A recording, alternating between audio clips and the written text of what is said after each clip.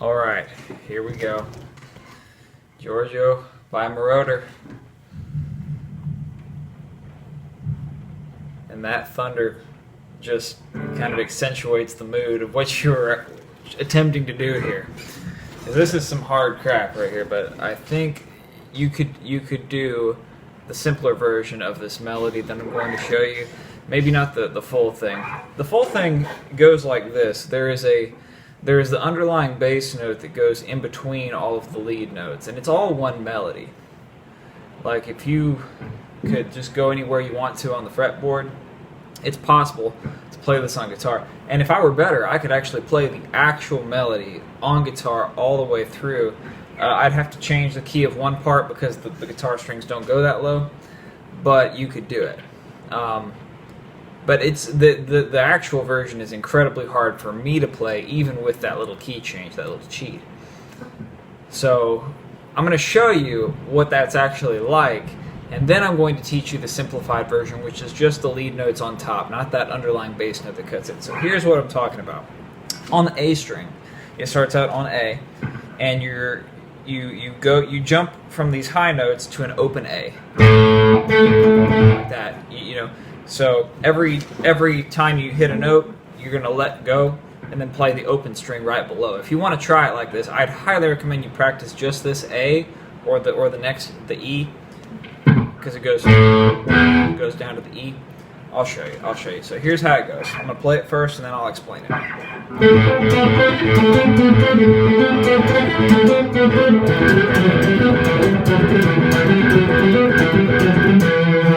So you hear that low note going in and out after it's not every note or so. Anytime you're not playing high notes, you're playing a low note. That's what it is. Sorry for the rain. So what I'm going to teach you is just the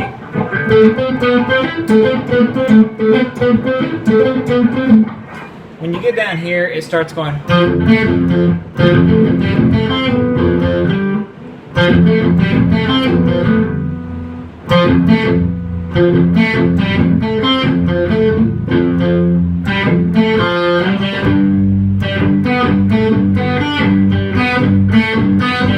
It's insanely hard to play. I can't play at full speed. It'd take me so long to play that full speed. It's not worth you trying. I can show it to you sometime when you get better. I'll teach you the lead though. So anyway, here is the main melody, the first melody on the A string. So you start at the 12th fret and do like this. So, I'm just going to play the notes. That's 12, 15, 14, 15, and then you go up to 19, 15, 19, and then you go 12, 15, 14, 15, 12. 12, 15, 14, 15, 19, 12, 15, 14, 15, 12.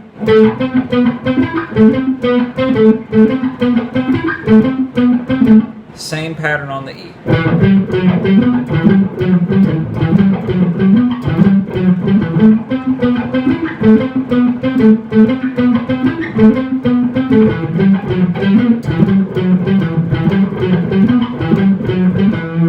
Alright, now here is the melody down here.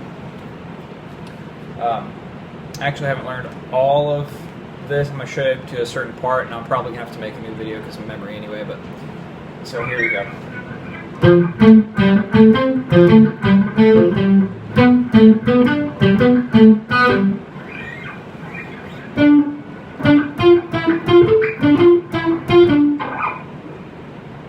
So that's the same. You go to the D and you basically play the same melody as you did before for that next part. But here's where it goes down here. So you go to the 3rd fret on the D. Actually, I guess if you're not playing the low notes, you could do this other places if you wanted to. Actually, I'll have you play it up here.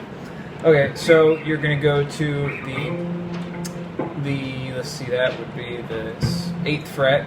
8th fret of the A, Okay, 8 to the 7 on the D, 5, 7, 5 on the 3, and then go back down to the 8 on the A, right there, and then 7 on the D, 5, 7, 8 on the A.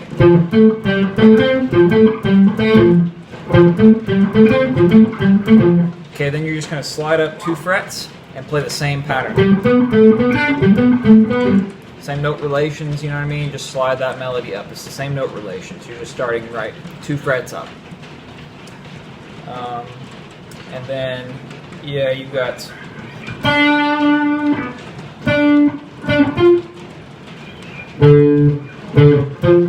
Yeah, if you want to, yeah, now you can actually play it in the right key.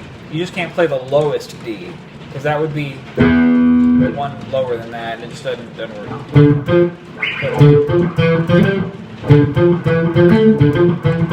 you go to that. So that would be the 5 on the 5, and 3 on the 4, 3, 2, 3, 2 on the 3, then back down to the 5 on the 5, then 3 on the 4, 2, 3, 5 on the 5.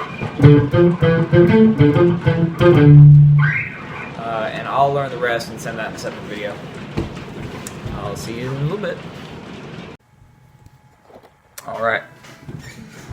So the next part continues on from that same part when you're going down here to the 5 on the 5.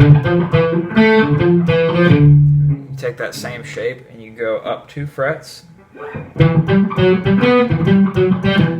Okay, then there's this one here, which is the same thing I showed you earlier. So,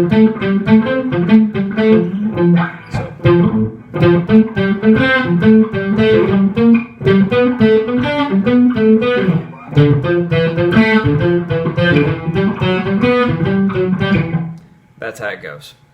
So you basically know how to play all of this stuff. Just got to piece it together at the right time. I was wondering what this red thing in the camera was. It's my straw. So, yeah, you know, I would definitely recommend you try to do the actual version on the A and the E, the first 2 phrases. It's a really good exercise. It'll make you a really great guitarist. Like, yeah, this is some really good stuff.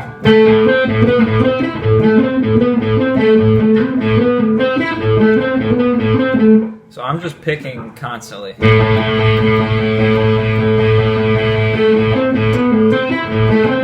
Of course, you could just pull it off.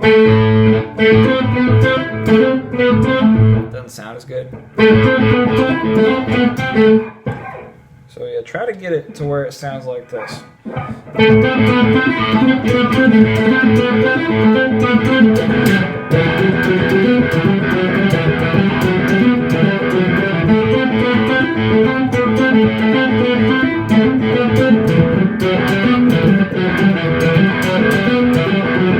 Or better, preferably, because I suck at it. But at least, you know, just try to get all the notes, get them in rhythm, because it's going to help you a lot. Let's see. Yeah, there's nothing really else that I can teach you. One of the parts, this part, it actually uses the D string, and what I was talking about earlier is changing key on that. So instead of being down here, you just move the riff up to the D string, and you can actually use the D string.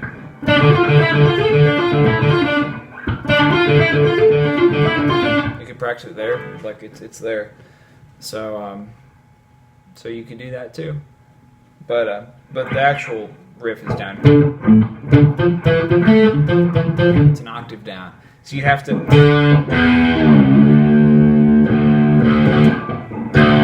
have this low D.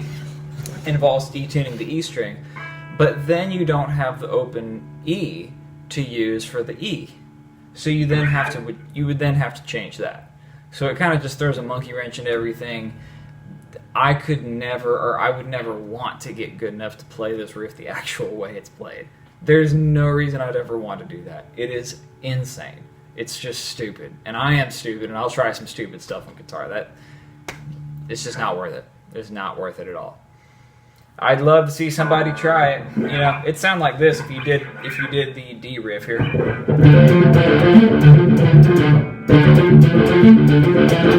But it's not played for very long. It's played in little bits at a time, so it's really not worth. It's not worth doing that. So, anyway, here you go. I'll give it my best OJ stab here at the end, and then I'll turn the video.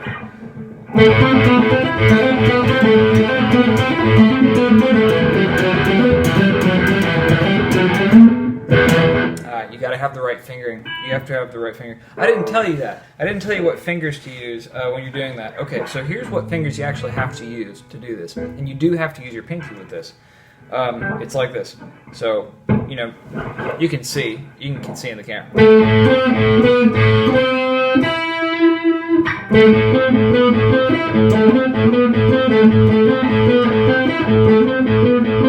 It's just using the index, ring, and pinky finger. So I use the pinky down here on the 15th fret, and then I switch to the index. Put the index there as well, and go up with my pinky to the 19th fret. I mean, you could use the ring finger. You could use the ring finger there. You actually don't need to use your pinky for this. It just makes it much easier for me. When you get good with it, I feel like it makes you more precise. I really do. And you got to remember that each of your fingers has its own stamina. And if you put all of the effort onto 3 fingers, you don't have as much stamina. If you even out the stamina that you use among your fingers, you can last longer with your fingers doing this stuff. So, you know, use your pinky on it, or not, whatever you want to do. Bug it. You know, just be able to use your pinky with something. Anyway, see ya.